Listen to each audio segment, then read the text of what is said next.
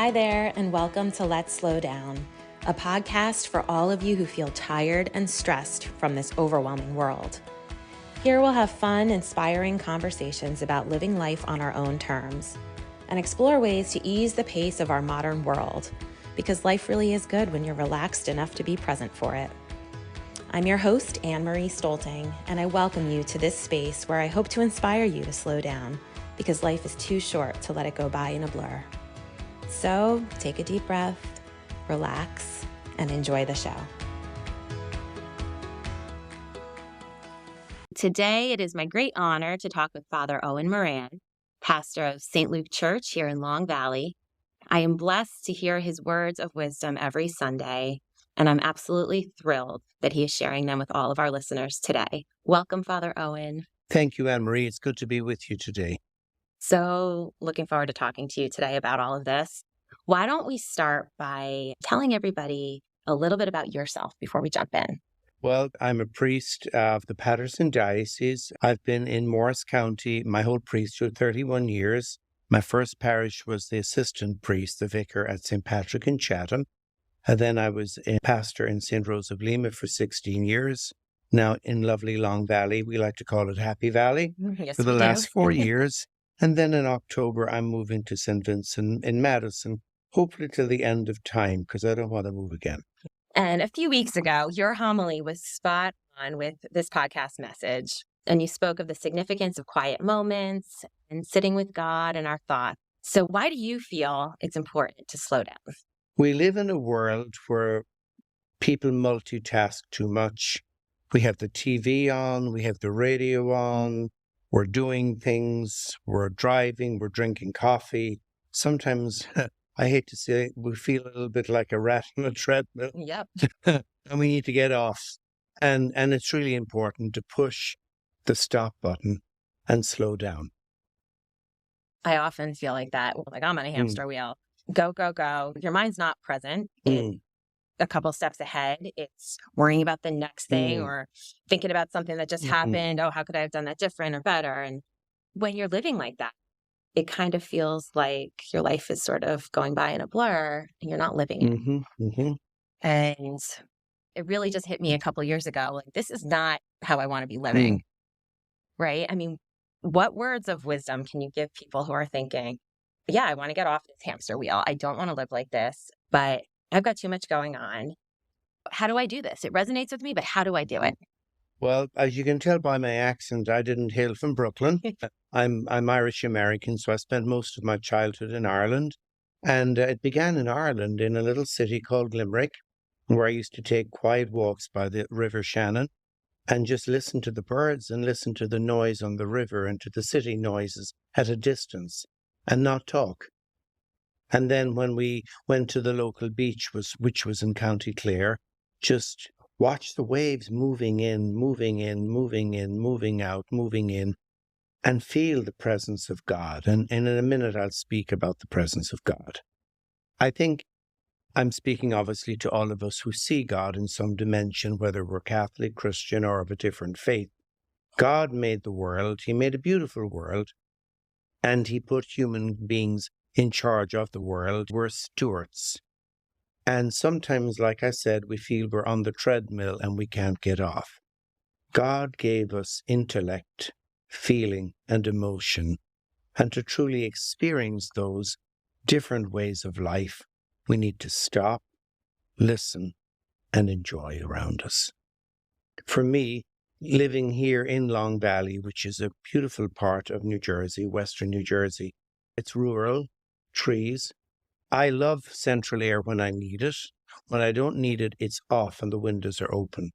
So every night I go to sleep, in the summer particularly, listening to the creatures outside the window and feeling the calm. About 4 o'clock, we're on a flight path and I hear the planes all flying above. And I think there's a busy world and I'm half asleep. And that's exactly how I like it to be. I wake up to the morning noise of the birds. And then I begin my day of prayer with the Lord. For me, it's incorporating God, the creativity of God into every moment of the day. It's understanding that we have one life, whether we're here for 90 years, more or a little less. we need to have decision in our lives to focus and say, like you said, Anne-Marie, I'm choosing to live differently. So to build into our days quiet time, prayer time, listen to God, enjoy nature around us, and stop multitasking. I think of, many moms in the family minivan, and the coffee and the this and the that, and the kids in the back, and the chaos. And I think it's really important for mom and dad to take ownership as best they can in a busy world and in a busy family to say, guys, we're going to live differently and make rules. So let's talk about that more. There's so much there. I want to go back to the nature piece, but since you were just talking about the mom in the minivan, which is certainly me many days, which was really the inspiration of starting this podcast and having these conversations, because I think we've done ourselves a disservice by multitasking as much as we do. The phones, it's like we are supposed to always be available for everyone at any time. And at some point, that's going to catch up to us and caught up to me for sure. And it just make you feel burned out, overwhelmed, like you can't think straight and you can't be present. And I have found that I have to take those moments, lots of them. And at this point, things are so busy that I have to schedule them in. I sometimes put do nothing on my calendar. Otherwise, it's going to get taken up with some other usually good thing that comes around, but there can be too much good. Having that vision of how I want to model living for my children and the type of family life that we want to have, it's up to us parents to decide. As you said, we can make those decisions and model a certain way of living for our families and for the future. Sometimes it can be hard to figure out what is the right thing to do? What is the best way? And I know it's different for everyone, but can you offer a little bit of advice to people like me who sometimes just feel so overwhelmed with it all? You don't know, like, which balls do we drop? Which direction do we go? What is best for the kids, for our marriage and for our own mental health? Okay. Well, as a Catholic priest, I'll be specific for Catholics and those who are Christian and not Catholic. Make sure that in your home you have a sign of Christ, the crucifix, the statue of our Blessed Mother, that our faith is present for everybody in the family to see, so you can look up and think what's really important. Living a holy life. A holy life involves talking to God, listening to God, and for parents, role modeling our Catholic faith to their children, teaching them to pray, reflect, grace before meals, and a couple of important pieces in that: grace before meals, and then make meal a happy time. Don't eat your spinach. No, don't worry about the spinach. Don't worry about the spinach. Gauge your child's personality, mood swing during dinner, and make it a time when you can all interact. Why is your child quieter than usual? They seem withdrawn. Has something happened? So don't just talk. Listen. Listen and encourage conversation. Second thing that's very important, we, the adult world, suffer from sleep deprivation. Don't check your email after 8 o'clock at night because you start thinking. Don't check it for any reason, and quieten yourself before you go to bed. A reflexive prayer. What I love to do, again, where we live is so beautiful. I go out to my patio and I spend some time in prayer to God, but I look up at the sky, whether it's summer, winter, fall, or spring, and I feel the presence of God, and I gain strength, but also peace. And then I go upstairs to bed with a little glass of water, having said my prayers, and go sleep. I set the tone for a good night's sleep. I don't let my mind wander, so that when I wake up in the morning, of course I wake up a few times at night, but when I wake up in the morning, I'm refreshed, and then I can take the tasks of the day on. If something comes to my mind during the night of something to do, I dismiss it. I won't let myself go there. I calm myself, and I say in the morning I'll write down lists of things to do. So in the morning, being refreshed, then I write down the things I need to do. I begin the day always with prayer, bringing God into my day. Now, here's the thing. You might say, well, you're a priest, you have nothing else to do. Well, maybe, maybe not. But in a busy house, a prayer can be a Hail Mary in the shower and Our Father as you get dressed. As you're walking to the car, as you're driving to school, seeing the nature around you. It can be 5 minutes or longer or less, but it means bringing God into the beginning of the day and bringing God into the end of the day, and being that parent that facilitates peace and quiet and reflection. There's so much there. I love everything that you're saying. I have trouble with that, turning the mind off at night. It's hard. It's really hard. And sometimes writing them down does help me. I feel like if I get it out of my head and put it on paper, then okay, I can deal with it tomorrow. But that's a challenge. And that's, I think, a superpower of yours. If you can truly do it and the thought pops up, you say, I'm going to put it on the back burner till the morning. I am working on that. That is definitely a goal of mine. It's important because then in the morning you wake up refreshed, not exhausted. And here's the thing too, we need to try to have a minimum of 7 hours. Less than that doesn't work. And children, I think back to my childhood, children once a week should have 8 to 10 hours of sleep. The biggest problem, sorry to all sports enthusiasts, is sports. It's killing family life. Yep.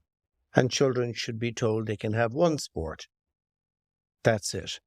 That it can't overly interfere with their time to do other things, to dream, to rest, to invent in their minds, and to have family time. One sport per year, and that's it. No, most of our families are not going to be well-known baseball stars. Right. Most of us are mediocre, some are good. Oh, wow. Exactly. That's the reality of it. We have this conversation regularly in my house. As you know, I have 3 very active, athletic children. It can be too much. And I agree with you that it is really hurting families. That dinner where you can check in and not only talk to your children, but listen to them, as well as your spouse and everyone in your family. You know what? We don't get that too often during a sports season because there is the hustle and bustle. Hopefully, you can get a home-cooked meal in there, but the chance of everybody sitting down at a table and eating that meal at the same time are slim to none most of the time. And that's hurting us as a society. It is. And the thing that many of us grew up with, which is very important, Sunday lunch or Sunday dinner. Again, very important. I know all of us did it when we were little. A nice special meal, depending on what your ethnic background was. Being together and sharing and loving and enjoying. And that's really important. That's special time and foods that children like and asking children to help, even though it's going to be way longer, but show them how to cook, boys and girls alike.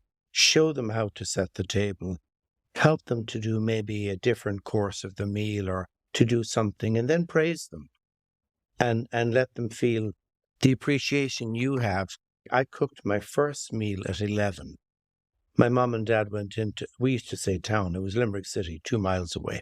And I decided to have dinner, and I did Irish, of course. Roast chicken, some sort of veg, I don't remember, and mashed potatoes. And I don't remember if I had dessert, but I do remember my mom and dad coming into the house, and the table was set, everything was done, except I wasn't able to carve the chicken. And I can remember that vividly. Mom and dad saying, oh my gosh, what a lovely treat. So, when you're patient with children and you teach them how to cook, there's payback because then they actually cook. And I find that they're more likely to eat that meal too. Absolutely. When they have a hand in making it. Absolutely. That's great. You were 11. That's impressive. Good job to mom and dad over there. The eldest is 6. Yeah. See? And that's the other thing. I mean, you came from a family of 6. I grew up, those big Sunday dinners like you're talking about. My father's one of 7. My grandmother was Irish. My grandfather was Italian. So, of course, it was going to be a spaghetti and meatball type meal. Yeah. But we did it every Sunday. And there was quite a few of us on a good day, over 20 people. And somehow we all got there. Somehow there wasn't, everybody rearranged their schedule, and we got there on Sundays. And I grew up with all my cousins. I'm still very close with a lot of them today. And that's how you're close to them, Anne-Marie. It is. Because, after the main course, the kids could go out and play, and In those days, it was the ladies. Generally, the ladies did the dishes and the guys chatted or talked, and then they reconvened for dessert, and Yeah. the kids came back, and it was nice. Here's the thing too. Nowadays we have cornerstones for men and women, and they're wonderful. But in those days, you had women hanging out, supporting each other, men hanging out, supporting each other, and kids having a good time and playing together and doing things together, cousins and siblings who loved each other. So if there was a kid who was weaker at something, the loving cousin or sibling helped them.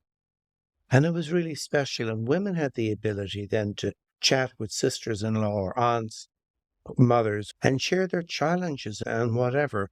And the men could do the same thing about jobs and work. And it's really important. It's a setting where people can just unwind and Yeah. let it go. And have that support and community and like a loving place that's Yeah. nurturing, and there's no agenda. No agenda. Yeah. It's just be. Mhm. And the kids, there's something to be said for them just going and being kids and just Right. figuring it out. Mhm. Get a ball and make up a game. Yeah. Go play kickball. Everything doesn't have to be structured and run No. by adults. We lived about 2 miles. We were in the suburbs of Limerick City, and we used to take by our bikes, and we'd have old drapes and towels and different things, and we'd bicycle to a local castle, Bunratty Castle, and we used to play games in a ruined castle, the knights of the whatever, and this and that and the other, and we ran around ancient steps, and we loved it. And it was great. To this day, Anne-Marie, and I appreciate you complimenting my homilies, that begins with imagination. Sadly, some of our younger priests go online and take somebody else's homily, and it doesn't always work. You have to say sometimes, do you understand what you're actually saying? So, by having an imagination, it helps in giving a homily so you can talk about a situation that long has passed and you bring it to the present as a teaching experience. And not being so tapped out that you can't tap into your imagination. Absolutely. Not being so exhausted, going back to what you were saying about the sleep. And it's so true. I noticed from all of us, at the end of the day, that's not the time to start making decisions or having big, important conversation because you're not thinking clearly. You don't have the energy for it. You just don't.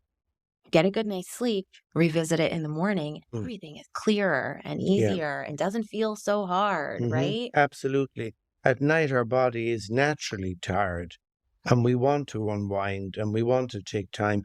One thing for husbands and wives, very important to get some friend time, not just, marriage time, friend time. You think when you and Bill were, dating initially and you went out and you talked about stuff. And then, of course, you were preparing for marriage and you talked about the wedding, the mass, the reception. And then after that, the children came and you talked about the kids. It's very important to make a date.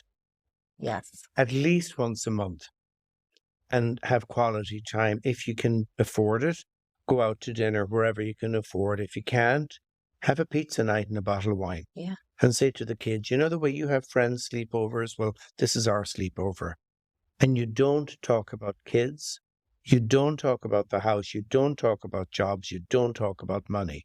You make a rule where you only talk about things that engage you or maybe possible things you're going to do, vacations, trips, things that engage both of you, so that it's in a very busy night or week, we think, oh, wow, next week we're going to have just this quality time. I can't wait. It's important. It's very important. I love that. I'm glad that you said that. And it's something we need to make time for. We can't afford not to make time for that. Really, you can't, because, being friends with your spouse is really important. Hanging out, laughing together, discussing together for each of you is wonderful, but it leads to a healthy marriage and a healthy home where the kids see mom and dad having a good time. There's so many silly things that can stress us, and sometimes, husband and wife, sometimes they take out their frustration on each other because they know they can. But they shouldn't. I did a wedding yesterday for a wonderful young couple, and I reminded them, nobody would hurt them as much as each other. The eyes go up to heaven, the clenched fist, the annoyed look, the impatient gesture. It's hurtful. And it's usually about something rather silly. And so it's really important rather to put your hand on their hand and make a nice gesture. The things that you most love about your spouse when you're tired can be most annoying. But hello, it could be the same for them and you. Right. Right. It's really good advice that I think we all need to hear because it's hard. And as parents of school age kids, it is not easy No. sometimes to focus on your marriage and focus on your children and focus on yourself and your job and all of it. But this is a really good reminder that it's a good reminder. And, again, to plan. My sister who lives in Dublin, Margaret, married to Paul, has two girls. I was always terribly organized, and she used to laugh and tease me, and she used to say, "Oh, Owen, getting ready for Christmas. Why don't we just eat at Christmas Eve and be done with it?" And I'd say, "Nope, nope, nope, that's not the point. We have to be organized." And after she was married, she said, "Oh my God, I've become you." And was that a compliment? it was. It was. Now when she has family dinners or friends over for dinner, she always plans and organizes so she can do it. And I think if you like to cook, it can't be last minute. You have to have the stuff you need, and you have to have the availability to plan it. Otherwise, if I may say, it can be a freak show. Oh yeah. It's true. I mean, it's like what they say, you have to have an idea of where you're going. You get in the car with no destination in mind, you're just driving. You're just wasting your time, you're wasting your gas, all of it. And it goes for life, right? It goes for everything we do. Every single day we have to have some sort of plan. And it doesn't mean we need to be like super type A and everything. No. We could be flexible and we can still be easygoing, but something to look forward to as well.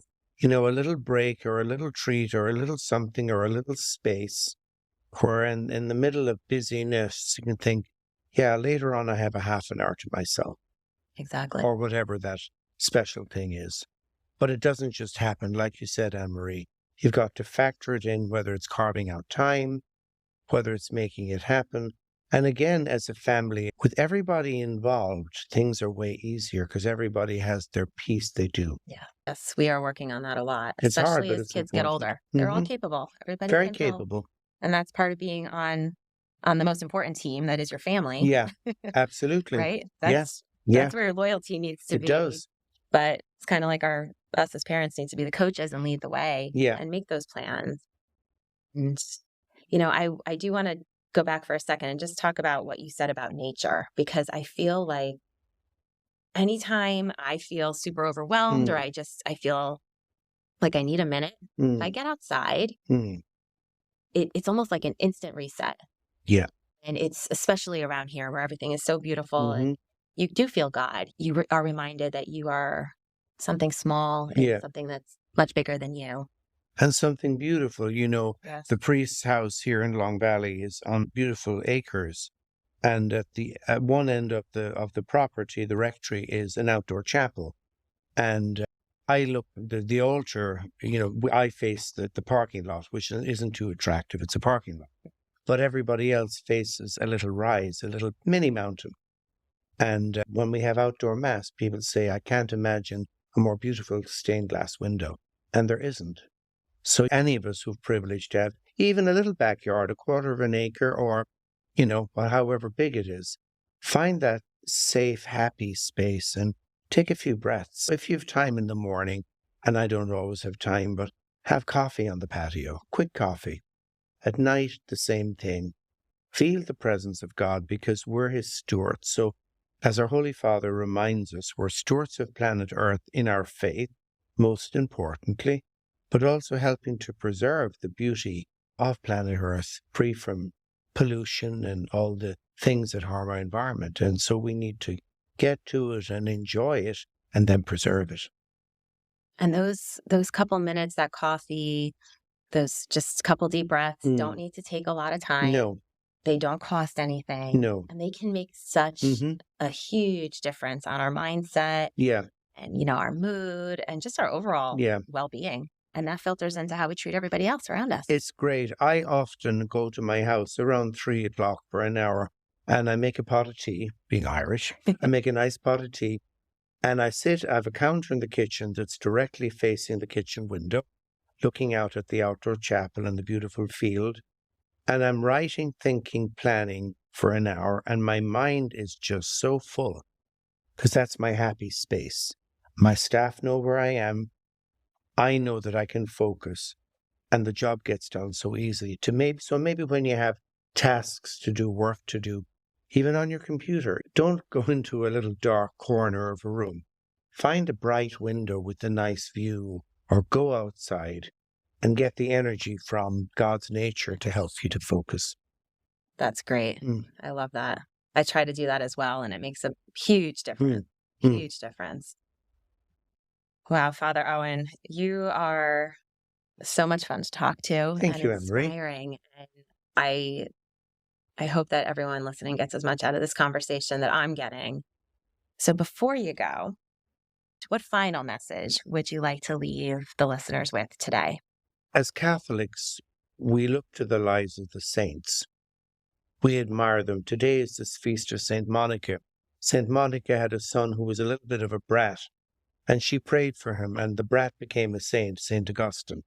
So I say patience with ourselves, patience with our environment, and the ability to find the strength, the time, and the wisdom to live life to the fullest. We get one chance to live our lives. Make the best of it. Bring God into our life and find the grace to live it to the fullest. Thanks very much. Thank you for being here, Father.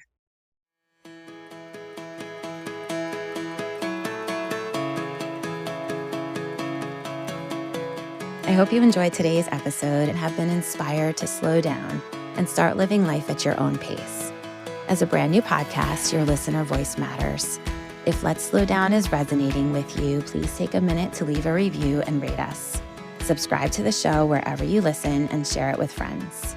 Remember, this is a process, so go easy on yourself. Be gentle and take all the space you need to thrive, because the world needs you to be at your best, to love and serve others and yourself.